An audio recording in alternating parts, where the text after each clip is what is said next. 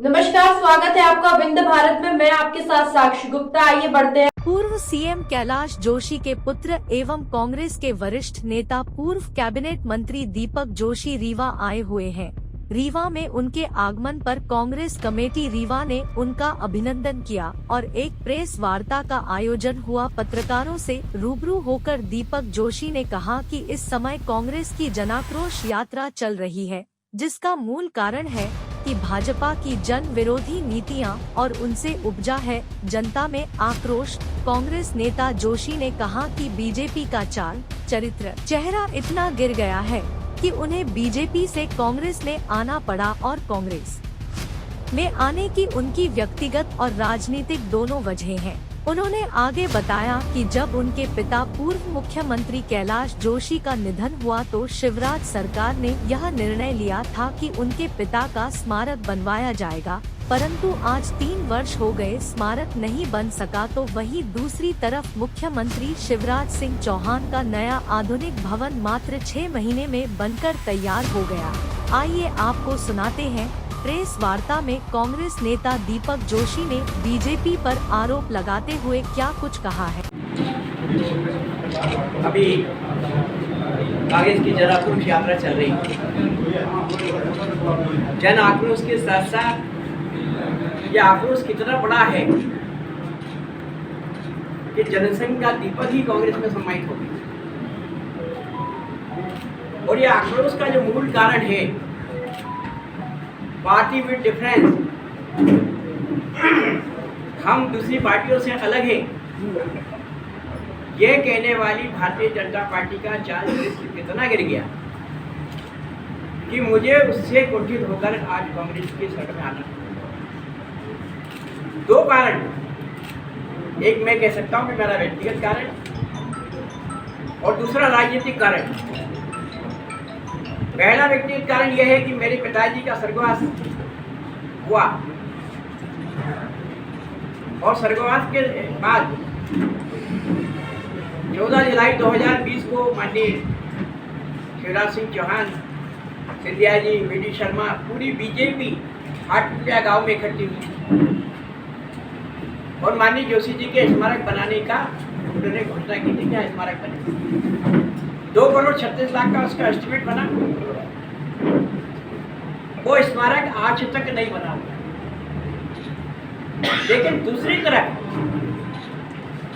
मध्य प्रदेश के मुख्यमंत्री शिवराज सिंह चौहान, जहां पूर्व मुख्यमंत्री के रूप में रहने वाले हैं, या तो उनको कुछ पहले से संदेश आगा हो गया कि मैं मुख्यमंत्री हो सकता हूं, इसलिए उन्होंने पूर्व मुख्यमंत्री के नाते जो मकान जिसको अभी तक उन्होंने रोक के रखा है, जिसमें उनका कब्जा है, उस मकान के बगल में स्वर्गीय नंद कुमार सिंह चौहान के मकान को तोड़कर एक भव्य आलीशान मकान बना। तो कहीं न कहीं मुझे ये बात कचोट थी कि मेरे पिता का स्मारक 3 साल में नहीं बन रहा और शिवराज जी का नया भवन 6 महीने में तैयार हो गया, आधुनिकतम भवन। दूसरा, मैं जिस परिवार से आता हूँ उस परिवार को सुचिता की राजनीति का प्रतीक माना गया और मेरे पिताजी को तो शायद दुनिया में एक बिरला उपाधि मिली कि राजनीति के संत। प्रदेश में क्या हो रहा, मैं भी पार्टी का सदस्य था, पार्टी का कार्यकर्ता था, इस प्रदेश की बातों को मैं नहीं कर सकता, लेकिन अपने क्षेत्र की बातों मैं करूँ। बागली विधानसभा, जहाँ से जोशी जी 1 बार नहीं 8 बार जीते और शायद ये मध्य प्रदेश के असेंबली का रिकॉर्ड भी होगा कि विपक्ष में रहकर कोई व्यक्ति लगातार 8 बार जीता।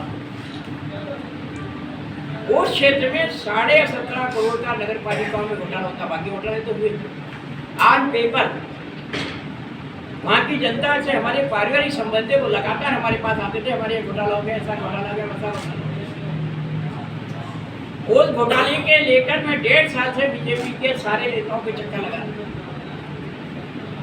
जब घोटाला की लोगों के दिल सबर करने लगे तो काटा मोड़ गांव में लोगों ने मुझे घेर लिया कि आप हमारे साथ थाने तक चलिए, हम इनके खिलाफ एफआईआर करना चाहते हैं। हम एफआईआर करने गए तो एफआईआर में एप्लीकेशन जिन 2 लोगों के नाम से लिखी गई थी, दोनों के खिलाफ केस बन के वो जेल चले गए, जिनको जेल जाना था वो बाहर। बागली क्षेत्र में भ्रष्टाचारियों का रसूख इतना बढ़ गया था, एक फॉर्च्यूनर कार जो भाजपा प्रदेश के किसी नेता के पास रही, एक इंडिवन, एक थार, एक स्कॉर्पियो, ये गाड़ियां पैसे से खरीद के नेतागिरी को चमकाने का काम। ये दो बातों से मैं लगातार उद्वेलित था। 28 अप्रैल को मैं प्रदेश के भाजपा के नेताओं को इससे अवगत करा चुका कि ये पराकाष्ठा हो गई है, इसलिए मैं आपका साथ छोड़ सकता हूँ। इस पर आपने ध्यान नहीं दिया, तब भी उनकी ड्यूटी रहेगी। लेकिन 3 तारीख के बाद से बीजेपी ने अपना प्रयास शुरू करा, वो आखिर तक ले जाने की बात करी कि हम वहाँ तक आपको ले जाएंगे, लेकिन मैंने मना कर दिया कि मैं अब आपके साथ नहीं जाऊँगा, मैं ऐसे लोगों के साथ जाऊँगा। इसमें 2 बातें मैं 2 नेताओं के बारे में बताना चाहता हूँ। माननीय कमलनाथ जी, जब पिताजी का देहांत हुआ मुख्यमंत्री से, मुख्यमंत्री होने के नाते पार्थिव शरीर पे पुष्पांजलि करने आए, तब उन्होंने मुझसे पूछा कि माननीय जोशी जी का अंतिम संस्कार कहाँ होगा। तो मैंने कहा शमशान में। बोले शमशान में जहाँ सबका होता वहाँ तो कहाँ करेंगे। बोले जोशी जी तो मध्य प्रदेश के लिए एक बड़ी धरोहर है, उनके नाम का स्मारक बनना चाहिए, लोगों को याद आना चाहिए। तो मैंने कहा हमारे पास ऐसी कोई जगह नहीं, कहा थोड़ी देर इसको रोक सकते हैं क्या। तो मैं तब तक कोई जगह की बात करता हूँ। उन्होंने वहीं से निर्देश दिया। 4 घंटे के बाद एक अच्छी लोकेशन पे हाटकुटिया गांव में जमीन मिली 2 बीघा। हमारे पास संदेश आया कि सत्येंद्र जी वर्मा का, जो हमारे देवास जिले से हैं, उन्होंने कहा कि हमने जगह का भेज दिया है। व्हाट्सएप पे उन्होंने उसका मुझे भी भेजा कि जगह हमने सिलेक्ट की, अगर आपको पसंद है तो ठीक है। मैंने कहा कि नहीं, आपने देखा तो ठीक ही होगी। मेरा कहने के बाद 3 मिनट बाद कमलनाथ जी का लेटर आ जाता है कि ये जमीन हमने स्वीकृत कर दिया, हम सरकार करेगी पूरी व्यवस्था।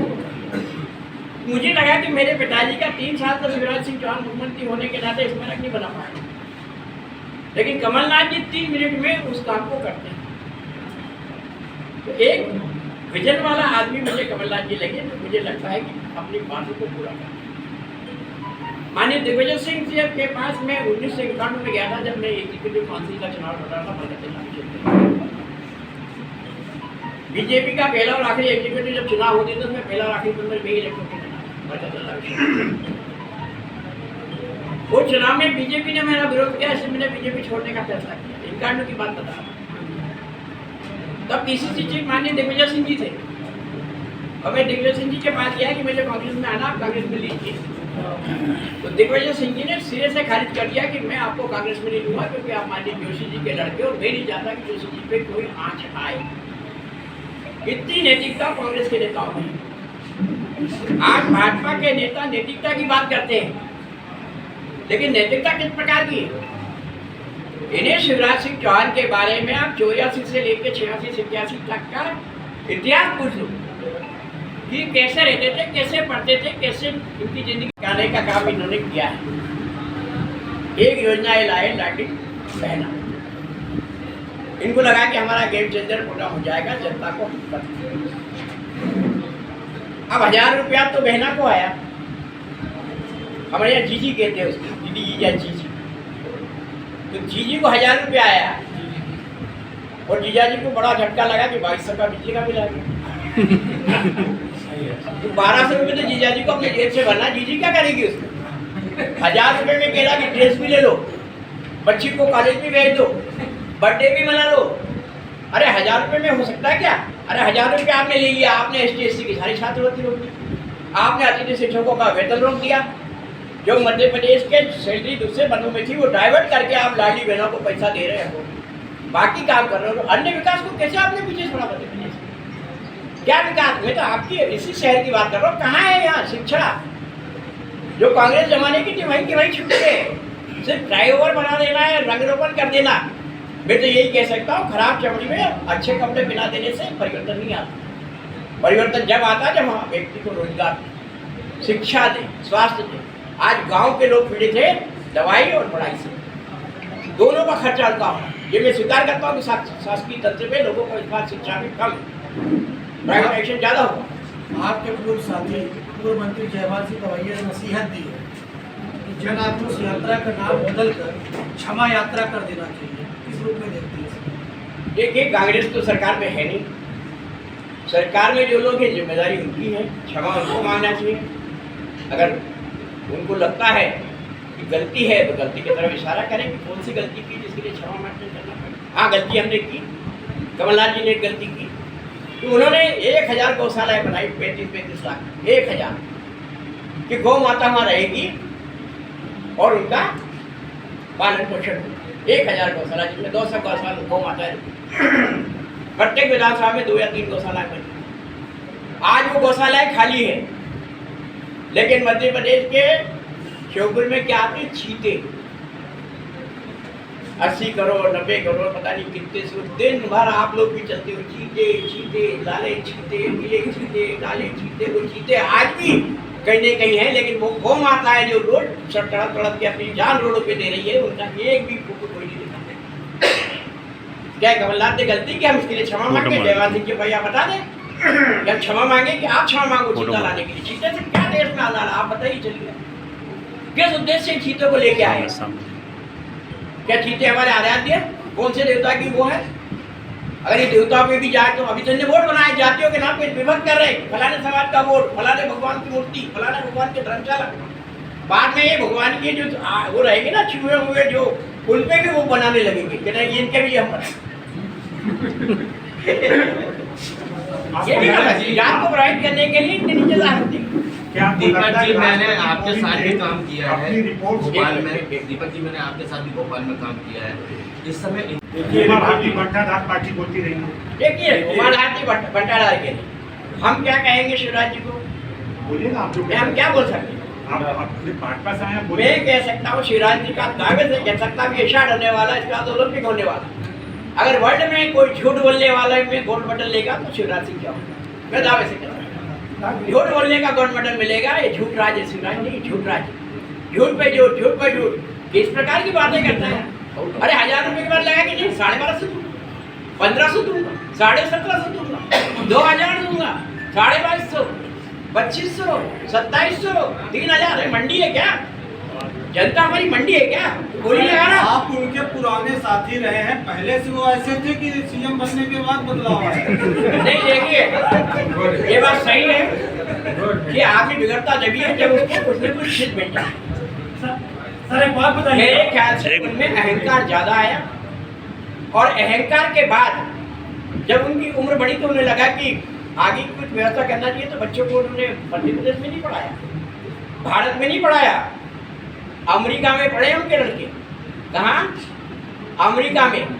मैं मध्य प्रदेश का मुख्यमंत्री का लड़का होने के बाद कक्षा 10वीं में भोपाल के government Subhash higher secondary school में जहाँ ना पीने का पानी था ना बैठने की ठीक से व्यवस्था थी, वहाँ पढ़ा। लेकिन माननीय मुख्यमंत्री जी, मैं नहीं कह सकता कि वो अपने लड़कों को भोपाल ही पढ़ा सकते अगर मुख्यमंत्री नहीं बनते, मैं दावे से कहता हूँ। लेकिन आज वो अमेरिका इंग्लैंड में पढ़ा, तो ये बदलाव उन्होंने कहा है। अगर वो कह रहे हैं कि मैं शिक्षित मध्य प्रदेश बनाना चाहता हूँ, मध्य प्रदेश को बच्चों की व्यवस्था करो ना, क्यों नहीं करते? आप कह रहे हो कि मैं मध्य प्रदेश को स्वास्थ्य के क्षेत्र में आगे ले जाऊंगा, उनके परिवार का इलाज बॉम्बे में करवाया, करवाते हैं मेडिकल कॉलेज में या इंदौर में। क्या हमारी व्यवस्था इतनी लिंचपुंज है? देवास की 5 सीट में कांग्रेस को 3 सीट मिल जाएगी। देखिए 5 की 5 फिलहाल के लिए इतना ही। खबरों का सिलसिला लगातार जारी है, बने रहिए हमारे साथ। नमस्कार।